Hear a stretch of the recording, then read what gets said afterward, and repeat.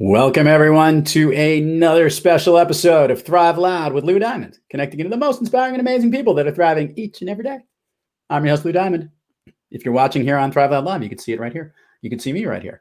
If you're listening on the radio show, we don't have a radio show, we have a podcast show, but sometimes it's on radio stations. It's very confusing. But those that want to know this, we have amazing guests that are thriving each and every day. And today would not only be right in the norm of what we have. We've got somebody that has actually been on the program before, has all of the great things that you love about this show because he's a speaker, he's an author, he's spiritual, he's an inspiring individual, just wrote a book. We're going to talk about it, and he hits the ball a little bit further than I do. And now we're going to learn he hits the ball a lot farther than most of us based on where he is. Thrive Loud listeners, please welcome and joining me back to the show, Thane Ringler. Thane, how are you today, my friend? How is everything with you? Things are going well, Lou. Thanks for having me back on. It's fun to share another conversation with you, as always, trying to encourage and inspire one another, and then hopefully whoever tunes in. So I'm just grateful to be here with you. So the listeners need to know that the last time I spoke to Thane had a bunch of things going on. So he was living in California. He was talking about his message. He had just gotten his podcast show going. And there's been a lot of changes since then. Thane, why don't you bring everybody up to speed? What's going on with you now? What's been happening? 2020 has been a busy year for you in a different way, probably, than you ever imagined. I could never have imagined this. About a year ago, I met a woman who is now my wife, and that was a big change. So in March, I ended up getting married and moving to Denver from LA in the midst of kind of the beginning of a pandemic, which is something that, maybe I wouldn't highly recommend, but it was great timing in the sense that we got to spend a lot of quality time together. So that's been the biggest and bestest of all changes thus far. Well, congratulations to you. That's exciting stuff. I want to kind of understand a little bit, though, about, so you moved. What's that been like? Have you been adjusting? Yes. So the first couple months, it was whooping my butt in workouts. I was always out of breath. Like, altitude's no joke. So it's taken me a bit, but now I feel pretty comfortable at it to where when I go other places like Kansas, where I'm from, I actually feel like I'm in great shape. So that's kind of fun. But otherwise, I love it here. I'm really grateful. I grew up in Kansas. I was out in LA for about 10 years. So this feels kind of like more of a homecoming for me. It's figuratively and literally between California and Kansas. So I think the type of people, the perspectives are much more in the middle. And it just feels great to be here and to be with my wife. And so it's been an adjustment like it has for all of us. The nature of COVID is adjusting and finding a way to make it work. And we're all in that together. So I'm not immune to that. And it's been a fun process. I feel like I've gotten really good at change, which is a really great thing to be good at. So adapting and being comfortable with the ever-changing environment is something that is helpful for humans to do. So let's briefly talk about one of the changes, and that was you put out a book, and it's coming out very soon. Share with the listeners a little bit about what it's about and why you've picked this topic. Help our listeners understand this new, exciting thing, a new addition in your life, if you will. Totally. Yeah. Last time I came on, I had my first book come out, and that was just such a fun process. It was really long and hard and challenging, but I was so grateful for it. And I knew that I always wanted to keep writing. And so this year, as I've been thinking about what else I wanted to add on with what I was doing, I felt like God was giving me the space to create this next work. And that turned into a book titled Catalyst for Hope, Unlocking Energy, Optimism, and Your Full Potential. And really, I believe more than ever before right now, we need hope. So often, if you watch the news, any major media outlet, or consume social media, you are often filled with despair and hopelessness.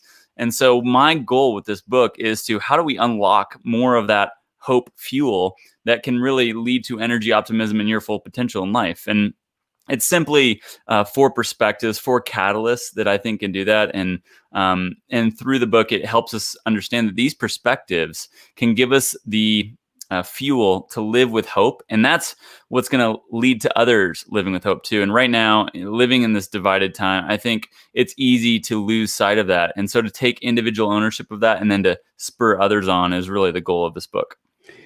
You have fun writing it, or was it a challenge, or was it all laid out for you? I always love asking authors this question. Like, did it just come really fluidly, or was it one of those things where it was like literally a work of labor?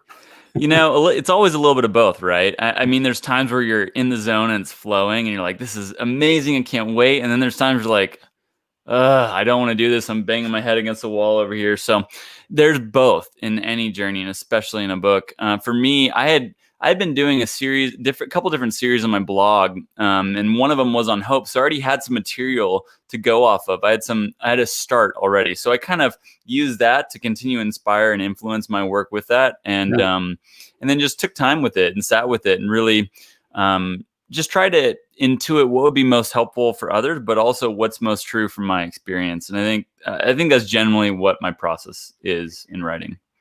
Sometimes when you're writing, you think of you're talking to the listener, the reader.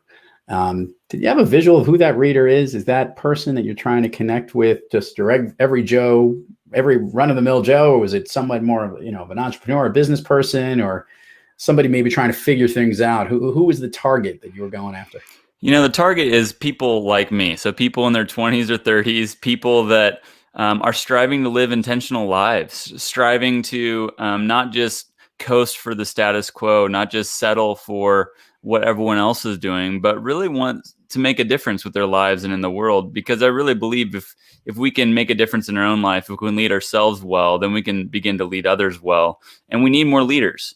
Which means we need more self-leaders. And so this book is really geared towards people who are self-leaders on that journey of leadership, working on themselves first so that they can hopefully benefit and improve others throughout their lives. I'm still laughing because when you said people like me, I'm like, people with really good hair. This is something that, look at all these curls he's got going on here. Man.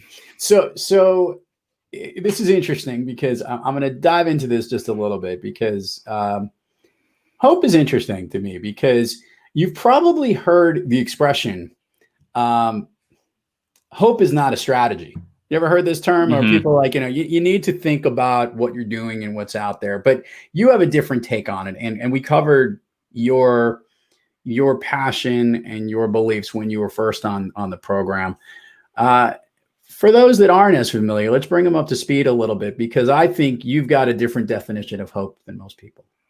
Totally. Yeah, I am a man of faith, so I believe in a God, and I'm a Christian, so I follow Jesus, the way of Jesus. And really Jesus, the beautiful thing about Jesus, if you read the Bible and get familiar with his life and his stories, is that he lives in such an unconventional way. He flips every type of cultural norm on their head. He's blessed are the meek and the lowly, the poor in spirit. You're like, what the heck? What does that mean? He's saying that the kingdom of heaven is available for everyone, not just this elite class, not the people that are super religious or righteous. It's available here and now for everyone through my example, through my life, and through my work, is what Jesus is saying. And so I really believe that that's available for everyone and anyone, and then that is the most blessed form of life, because that's been my experience. I've lived life in both lanes, one that's for Jesus and one that's not for Jesus. And from my experience, I've learned that the one for Jesus is way more joy-filled, way more hope-filled, and has way more peace with it. And so I can only share from my own personal experience. And with that, I really do believe that we can unlock a lot of hope. And I think that, whether you believe in God or not, a lot of my work, a lot of what I do is just saying, hey, this is what I've learned from my life and experiences, but ultimately from God through his word and through his spirit. And I'm just trying to give it to you, whether or not you believe in a God or a higher power. I believe these ways are going to be best for you too. I like how you, by the way, the hopeful and hopeless. I like the stress of how you broke that word up in each way. I like the interesting way that you tweaked the language a little bit. See, Thane, you're always keeping me on my toes. See, I'm listening with this. What I would love to learn was, so putting out a book, dealing with a new location, obviously getting married. These are a lot of changes in a time when change is really challenging because if we're all, as you had a good expression, that we're all adapting every single day. So what COVID makes us do, I guess. Is there something that you wish you were able to maybe enjoy more of, or with all the craziness going on, that you weren't able to because of the world we're currently in right now?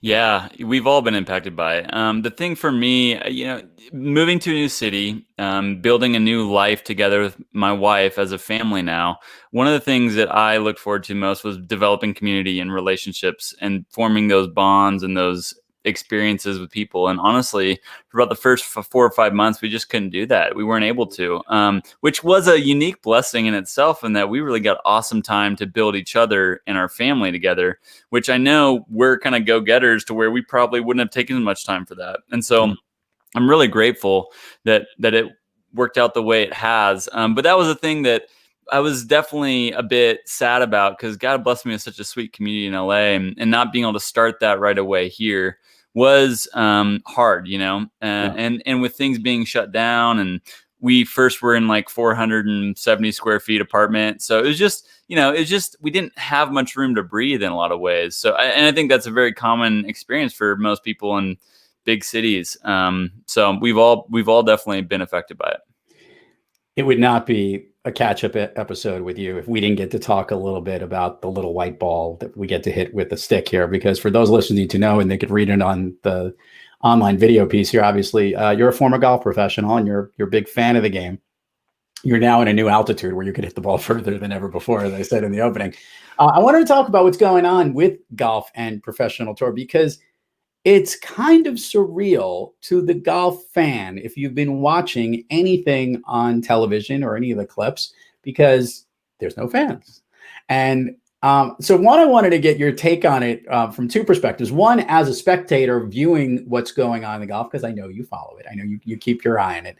And the other, because you have a little bit of a view from inside the ropes, what it must be like for them. So let's talk about, from you seeing golf the way it's being played right now, the way we're observing it, how quiet it is, the uniqueness, no one's shaking hands, they're fist bumping everywhere, whatever it is.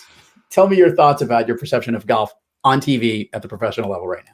Yeah. Well, first off, I'm really grateful that golf was the first sport to be back. I mean, It's just fun to watch, and we needed something to watch. And if any sport, let's make it golf. I think it made a lot of sense. So good move on them. It has been unique. I think you've seen guys take probably a month or so to really get adjusted, because it's so different from what they're used to. I think it definitely hurts some of the stress and pressure down the stretch that you see, and some of the dramatics that come from that. When you see the final few groupings and guys that are competing, or someone has a lead, it's a way different energy and feeling when there's hundreds and thousands of people versus just them. And so I think that lowers a little bit of the dramatics of what happens within the results. But the thing that I'm actually more interested in now is when they reintroduce the fans. I think that's going to be really fascinating, because there are guys, it's much easier to adjust to no fans than to readjust back to fans. And I think it'll be really interesting to see the guys that, and honestly, we probably won't be privy to it, because the guys that aren't performing well, you don't see as much on camera. So just watching the leaderboard and seeing who may be taking a while to readjust to the plethora of more distractions that are now available. And you've already seen some on the other hand, when there's not so many people around, the smaller things start distracting them more. So it could be like this animal or something, or just random noise that starts distracting them more than normal, because they're just not used to it as much. I thought it was really interesting. I'm going to give you two examples of things that I've watched, because I follow it actively. One, I think the younger golfers, it's been a huge advantage to guys like Colin Morikawa, who won the PGA, who was amazing. Who, by the way, would be on his track to be winning one of these things anyway, because he's just robotic. But it was really interesting because obviously the pressure of having all the crowds around and the cheers and then all the roars around a golf course are some of the things that might rattle or distract someone. I don't think it would rattle him, because he can't get over how good he is. Yeah. But there was one particular one where I couldn't have imagined what the crowd sound was. Ironically, Colin and Justin Thomas battled at the end, and you remember they both missed the same type of putt, whatever it was. And had that been with an audience, the place would have just been, oh my God, like the size would have been incredible. But it was so surreal that it wasn't. It was actually probably even more damaging, because it was like damn it, everybody's Totally. And I don't know if you saw this last one, but this last one was ridiculous.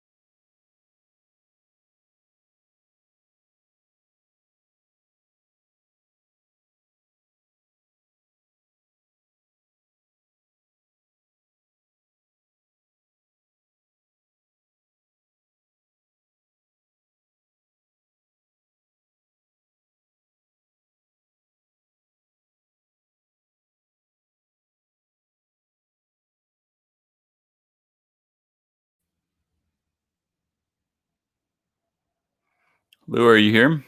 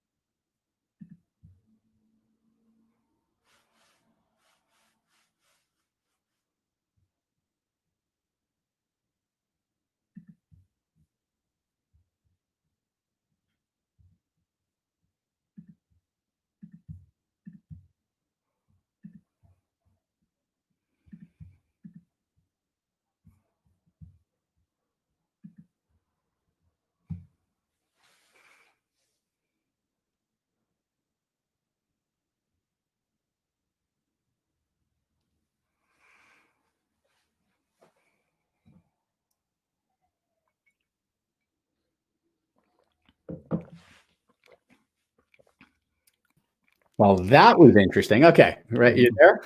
I'm here. Okay. For those that were listening, we just had a power outage. So for the audio piece of this, you'll get the video piece. We have no idea what you'll see.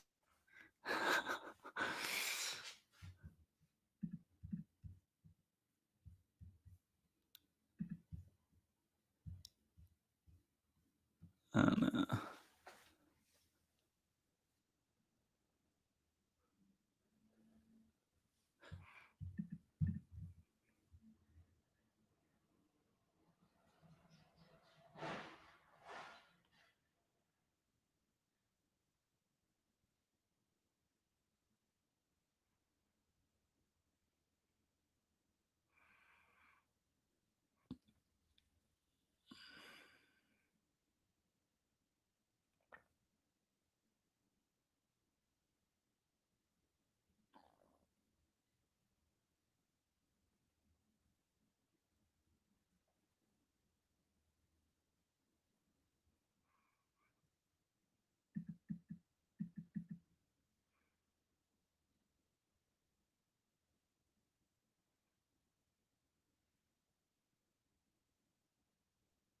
There we go.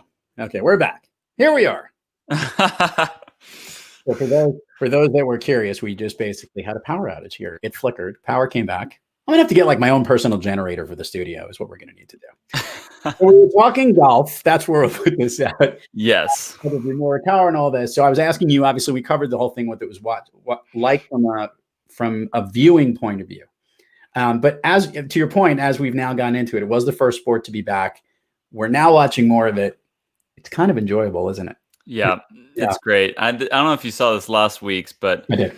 Man, that would have been an electric finish. To talk about an electric finish, I mean, it even was electric with no one there, but it is just, it's a lot of fun. Our listeners watching, Rom sunk a 66-foot putt to win in extra holes against Dennis Johnson, which was great because they were still going to be 1-2 for the tour championship, which is being played this weekend. By the time this airs, we would have known who won already. So if we were a genius, we would know, but Inception. we don't. Exactly. We'd be able to flip the trick. Okay, so let's do this. Share with the listeners all the places people can find you, where they can get the book, get all that stuff. We will put it all in the show notes. However, it always gets more engagement with you, and then we'll go down Fun Street. Sound like a plan? Awesome. Perfect. Yeah, so the best place to go is thanemarcus.com. That's kind of my HQ for all that I do, my coaching practice, the podcast linked on there. The podcast is the upandcomershow.com if you wanted to go check that out. And then the other thing that I didn't mention is alongside the book coming out in this next month or two is 2 online courses, which I'm really excited about. And that's basically a way for people to go through the development process at a more affordable price point than one-on-one. And it's going to be focused on discipline for one of them and then creating self-awareness on the other. So I'm really excited about those and been in heavy content creation mode for that. Prepare and are you ready to go down Fun Street? Yes. Marcus Ringler. Okay. I believe so. Okay, so the way this is going to work, we already asked you what your all-time favorite movie was and all that stuff the last time we were on. So now we're going to kind of have it like the speed round, if you would. It's kind of like the Family Feud. Just I'm not nearly as charming as their host, and I'm just going to ask a bunch of questions. And these are all the things that get you excited and make you thrive. Okay, a song that pumps you up or that you love to listen to. Oh man, Marshmello. Any song by Marshmello. I like it. A favorite food that's not a dessert. Sushi. A favorite dessert. Some like peach cobbler. An activity you wish you did more of.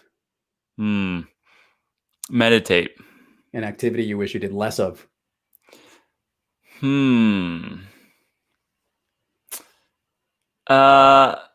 would say even look at phone, and I feel like I do okay about it, but still less.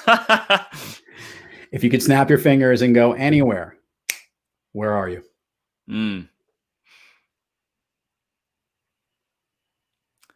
I would say, since on golf term, playing Prairie Dunes Country Club in Hutchinson, Kansas. I like it. At sunset. Thane Marcus Ringler, we caught up. We had a power outage. I think it was a higher power trying to test our abilities. But the new book is coming out, which I think is going to be awesome. Great to catch up with you, my friend. Our listeners, you've got a great following. I love listening to your show. You got some inspiring conversations, and I'm even more excited to learn about the book now that you can get a free chapter right now in the window right now, but soon before the book comes out.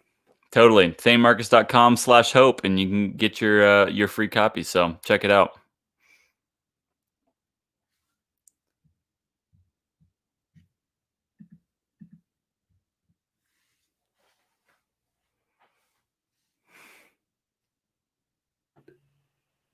What editing fun this episode will be.